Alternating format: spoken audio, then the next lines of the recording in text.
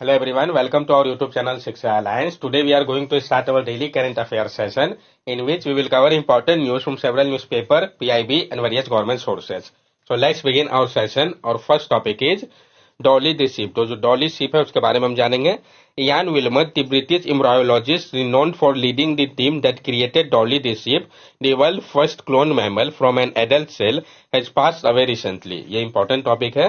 जो इयान विल्मट है, जो कि ब्रिटिश एम्ब्रायोलॉजिस्ट है, जो कि जाने जाते हैं अपने लीड करने के लिए टीम को, जिन्होंने क्रिएट किया था डॉली दी शिप को, जो कि वर्ल्ड की पहली क्लोन मेमल थी जो कि एडल्ट सेल से क्लोन की गई थी। उसका भी हाल ही में निधन हो गया है। डॉली के बारे में हम जान लें। डॉली दी ship, born in 1996, marked a significant scientific breakthrough in 20th century. Wilmot, along with his team, accomplished the unprecedented feat of making an adult cell behave like a cell from a newly fertilized embryo, resulting in the creation of an animal genetically identical to the donor. जो Dolly ship है, जिसका जन्म 1996 में हुआ था, ये एक significant scientific break through था 20th सेंचुरी के लिए। विल्मट अपने टीम के साथ एकम्प्लिश किए थे अनप्रेसिडेंटेड फीट को। उन्होंने तैयार किया था एक एडल्ट सेल को जो कि बिहेव कर रहा था सेल के जैसा ही न्यूली फर्टिलाइज एम्ब्रियो पे, जिसके कारण क्रिएट किया गया एनिमल को जेनेटिकली जो कि आइडेंटिकल थे डोनर के जैसे। They achieved this by taking a cell from mammary gland of a diseased adult sheep, stimulating it with electricity and chemical to transform its DNA into an embryo, and then implanting it into an empty sheep egg, which was later placed into a surrogate sheep. उन्होंने achieve किया था इसको cell को लेके memory gland से जो disease adult ship था उससे स्टिमुलेट किया गया इसको इलेक्ट्रिसिटी और केमिकल के मदद से, ताकि ट्रांसफॉर्म किया जा सके इसके डीएनए को एम्ब्रियो पे। उसके बाद इसको इम्प्लांट किया गया एक एम्प्टी शिप के एग पे, बाद में प्लेस किया गया इसको सरोगेट शिप के अंदर। डॉली बर्थ जो है इसने रेस किया एथिकल डिबेट को कि जो क्लोनिंग रिसर्च है इसको लेके। ये प्रॉम्प्ट किया गया कि यूएस प्रेसिडेंट बिल क्लिंटन ने अनाउंस किया कि बैन किया जाएगा ह्यूमन क्लोनिंग एक्सपेरिमेंट को 1 साल बाद ही। डॉली का लाइफ जो था वो ट्रेजिकली शॉर्ट लाइफ है, क्योंकि जो डेवलप किया गया था इसको इनक्यूरेबल लंग ट्यूमर से और इंथ्रोनाइज किया गया था साइंटिस्ट के द्वारा कि 6 ईयर तक ही रह पाएगा उसके बर्थ के बाद। Following the success of Dolly experiment, Wilmot shifted its focus on using cloning technology to create stem cell for potential use in regenerating medicine. His research played a crucial role in advancing treatment for genetic and degenerative disease by aiding in tissue repair within the human body. और जो success हुआ Dolly experiment का, उसके बाद विल्मट ने shift किया अपने focus को उपयोग करने को लेकर क्लोनिंग टेक्नोलॉजी का, ताकि क्रिएट किया जा सके स्टेम सेल को जिसका पोटेंशियल उपयोग किया जाएगा रिजेनरेटिव मेडिसिन के लिए। उनका जो रिसर्च था इसने एक इंपॉर्टेंट रोल निभाया एडवांस करने में ट्रीटमेंट को जेनेटिक और डिजेनरेटिव डिजीज के लिए, मदद करके टिश्यू रिपेयर में ह्यूमन बॉडी के अंदर ही। नेक्स्ट टॉपिक है हमारा ILO and OECD to measure and monitor the global skill gap. जो आपका ILO और OECD है वो मेजर करेंगे और मॉनिटर करेंगे ग्लोबल स्किल गैप को। जानेंगे इसके बारे में हम। Indian union education and skill development ministry के लीडरशिप के अंतर्गत जो G20 नेशन थे उन्होंने अभी हाल ही में अडॉप्ट किया है जो इंडिकेटर है ILO एंड OECD का, ताकि ट्रैक किया जा सके ग्लोबल स्किल गैप को। ये स्किल गैप होता है क्या, पहले हम इसको समझते हैं। Skill gap refer to mismatch between skill and qualification that job seeker possess and those that employer require for available position. It means that there are often unfilled job opening because potential employee lack the necessary skill and knowledge for this role. जो skill gap है ये refer करता है जो mismatch होता है skill और qualification को लेके जॉब सीकर जो कि पोस्ट कर रहे हैं वह एम्प्लॉय जिनको आवश्यकता है अवेलेबल पोजीशन की। इसका मतलब है कि ऑफन अनफुलफिल्ड जॉब ओपन रह जाता है क्योंकि जो पोटेंशियल एम्प्लॉय है उनमें कमी है नेसेसरी स्किल या नॉलेज की उस रोल के लिए। Type of skill mismatch include skill shortage, qualification mismatch, skill gap, skill obsolescence, over under skilling. जो टाइप है स्किल मिसमैच का, जैसे कि स्किल शॉर्टेज हो गया, क्वालिफिकेशन मिसमैच हो गया, स्किल गैप हो गया, स्किल ऑब्सोलेशन हो गया, ओवर या अंडर स्किलिंग हो गया। इंडिया स्किल गैप, भारत का जो स्किल गैप है तो only 49% of Indian youth is employable, point out the Indian skill report. सिर्फ 49% ही भारतीय यूथ ऐसे है जो कि एम्प्लॉयबल है, ये पॉइंट आउट हुआ है इंडियन स्किल रिपोर्ट पे। According to national employability report for engineering, 80% of Indian engineer don't possess the required skill. और जो नेशनल एम्प्लॉयबिलिटी रिपोर्ट है इंजीनियरिंग के लिए, उसके अनुसार जो 80% भारतीय इंजीनियर है वो नहीं प्रोसेस करते हैं रिक्वायर्ड स्किल को। की point of ILO and OECD indicator, जो इंपॉर्टेंट पॉइंट है ILO एंड OECD इंडिकेटर का उसको हम जान ले। Agreement on global skill gap indicator, agreement हुआ है ग्लोबल स्किल गैप इंडिकेटर के लिए। G20 कंट्री जो है वो तैयार हो गए कि उपयोग करेंगे 12 बेसिक एंड 14 एक्सटेंडेड इंडिकेटर का, जिसको कि प्रपोज किया गया था ILO एंड OECD के द्वारा, ताकि मॉनिटर किया जा सके और मेजर किया जा सके ग्लोबल स्किल गैप को। इंप्लीमेंटेशन की अगर हम बात करें तो ILO एंड OECD जो है वो रिस्पॉन्सिबल होंगे इंप्लीमेंट करने के लिए, तो इंटरवेंशन होगा और मॉनिटर के लिए। माइग्रेशन पाथवे की अगर हम बात करें तो G20 leader are place to establish a well manage regular and skill based migration pathway that benefit both origin and destination country. और G20 लीडर ने प्लेस किया है कि वो एस्टैब्लिश करेंगे एक वेल मैनेज रेगुलर और स्किल बेस्ड माइग्रेशन पाथवे को, जो कि बेनिफिट करेगा दोनों ही ओरिजिन और डेस्टिनेशन कंट्रीज को।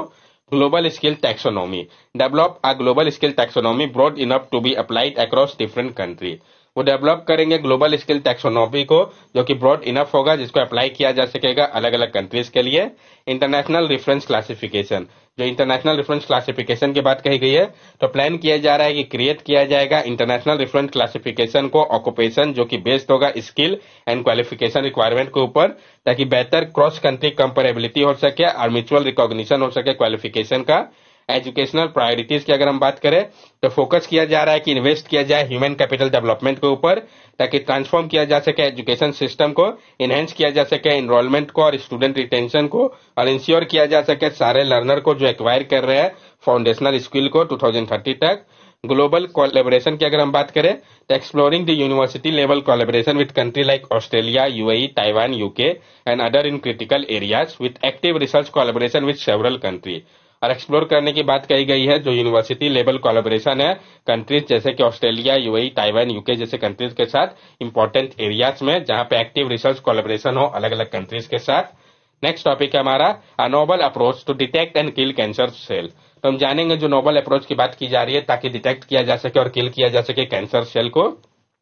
Scientists at Indian Institute of Science have developed a novel approach to detect and potentially kill cancer cell, especially those forming solid tumor masses.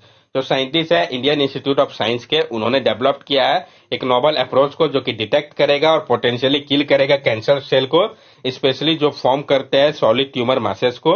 उन्होंने create किया है हाइब्रिड नैनो पार्टिकल को, जो कि consist कर रहा है गोल्ड और कॉपर सल्फाइड को। दोनों ही जो है किल करते हैं कैंसर सेल को उपयोग करके हीट का, और ये मदद करते हैं डिटेक्ट करने में साउंड वेव का उपयोग करके। This hybrid nanoparticle possess photothermal, oxidative stress, and photoacoustic property. When exposed to light, they absorb it and generate heat, which can be lethal to cancer cell. और ये जो हाइब्रिड नैनो पार्टिकल है ये process करते हैं photothermal, oxidative stress and photo acoustic property को। जब ये एक्सपोज होता है लाइट में तो ये एब्जॉर्ब कर लेते हैं उसको और हीट को जनरेट करते हैं, जो कि लीथल होता है कैंसर सेल के लिए। Additionally, this nanoparticle produce a singlet oxygen atom that are toxic to cell, providing a dual mechanism for cell destruction. और साथ साथ ये नैनो पार्टिकल जो है ये प्रोड्यूस करते हैं सिंगलेट ऑक्सीजन एटम को, जो कि टॉक्सिक होता है सेल के लिए। ये प्रोवाइड करते हैं डुअल मैकेनिज्म को सेल डिस्ट्रक्शन के लिए। Moreover, this nanoparticle have the potential to aid in cancer diagnostic.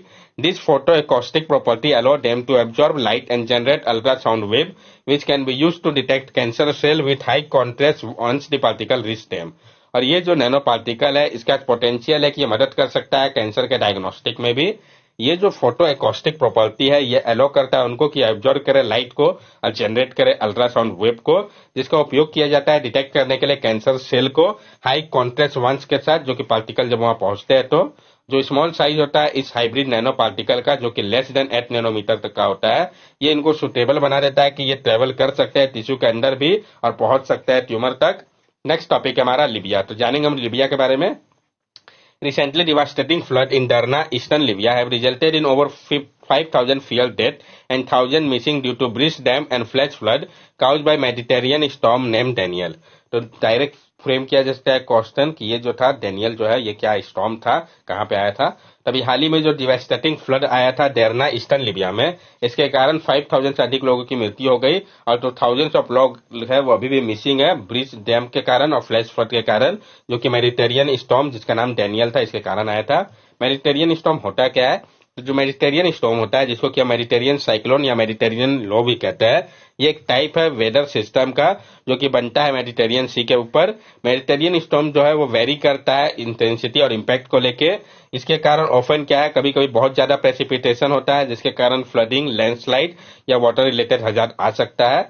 Libya जो है ये एक कंट्री है मैग्रेब रीजन में, नॉर्थ अफ्रीका के। तो कहाँ लोकेटेड इंपॉर्टेंट है, ये बॉर्डर जो है शेयर करता है मेडिटेरेनियन सी इसके नॉर्थ में, इजिप्ट ईस्ट में, सूडान साउथ ईस्ट में, चैड इसके साउथ में, नाइगर साउथ वेस्ट में, अल्जीरिया वेस्ट में और टूनिसिया नॉर्थ वेस्ट में।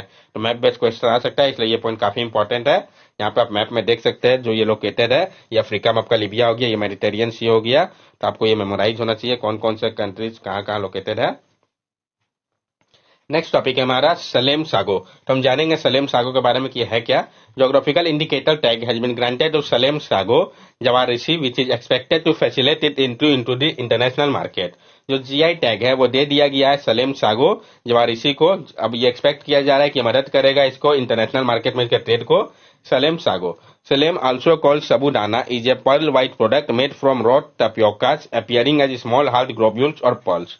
जो सैगो है, जिसको कि हम सबूदाना भी कहते हैं, ये पर्ल व्हाइट प्रोडक्ट है जो कि बनता है रॉ टपियोकास से, जो कि एक स्मॉल हार्ड ग्लोब्यूल्स या पर्ल्स के जैसे दिखते हैं। Tapioca cultivation is significant in Tamil Nadu, और जो टपियोका कल्टीवेशन है ये सिग्निफिकेंट है तमिलनाडु के लिए। Sago production originated in Salem district which serve as the primary hub for sago production in India initially on a quarter scale basis. और जो सागो प्रोडक्शन है ये ओरिजिनेट हुआ था सालेम डिस्ट्रिक्ट में, जो कि सर्व करता है एक प्राइमरी हब के रूप में सागो प्रोडक्शन के लिए भारत में, और इनिशियली क्वार्टर स्केल बेसिस में। It is a produce from wet starch powder obtain from crust tapioca root. The wet starch powder is used to manufacture sago, while the draw powder is utilized as raw material in various industrial application. इसको produce किया जाता है wait starch powder के मदद से, जिसको obtain किया जाता है क्रश टैपियोका रूट से। ये जो वेट स्टार्च पाउडर होता है इसका उपयोग होता है मैन्युफैक्चर करने में सगो को, जबकि जो ड्राई पाउडर होता है उसका उपयोग किया जाता है रॉ मटेरियल के रूप में अलग अलग इंडस्ट्रियल एप्लीकेशन में। सलेम सागो का हिस्टोरिकल सिग्निफिकेंस भी है क्योंकि इसका उपयोग किया जाता है फूड सोर्स के रूप में सेवियल ड्रॉट के समय पे ट्रावनकोर किंगडम में। क्या बेनिफिट है जो इसको जीआई टैग मिला है, तो जीआई टैग जो है ये एक फॉर्म है लीगल प्रोटेक्शन का intellectual property association with Salem sago को लेके। साथ साथ ये जो प्रोडक्ट है जीआई टैग मिला है, स्पेशल अटेंशन देगा इंडियन गवर्नमेंट का, जैसे कि फ्री एग्जीबिशन स्पेस इवेंट जो ऑर्गेनाइज किया जाएगा रेलवे या एयरपोर्ट अथॉरिटी के द्वारा।